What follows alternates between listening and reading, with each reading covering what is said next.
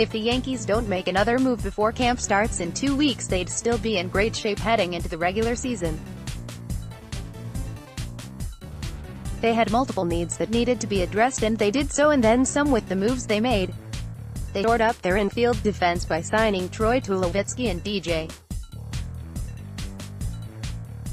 LeMahieu, who will also help the offense make up for the absence of Didi Gregorius in the lineup. They resigned Zach Britton and signed Adam Ottavino to give them a bullpen that has the chance to be one of the most dominant in the history of the game.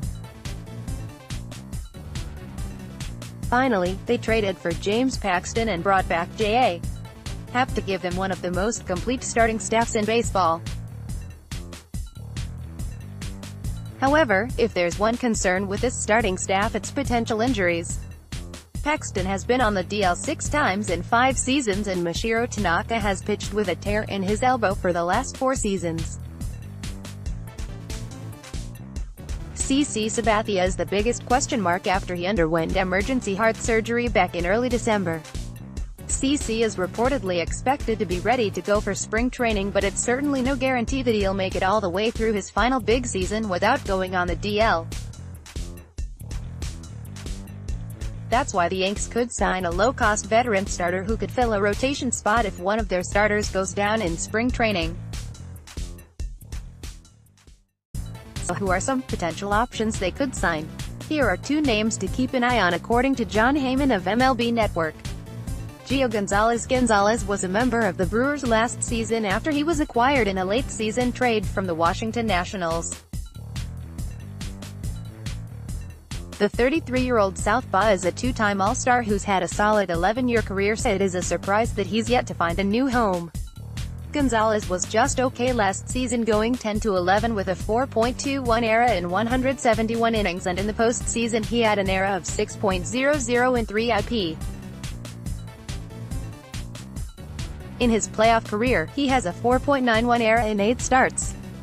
He's probably past his prime, but he's a guy who is durable and always makes his 31 to 32 starts a season.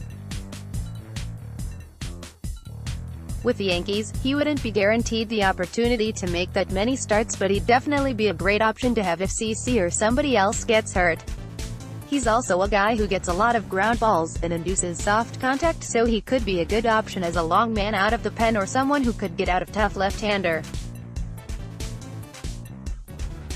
More from Yanks Go Yard. The second name on this list might be the best option in Ervin Santana.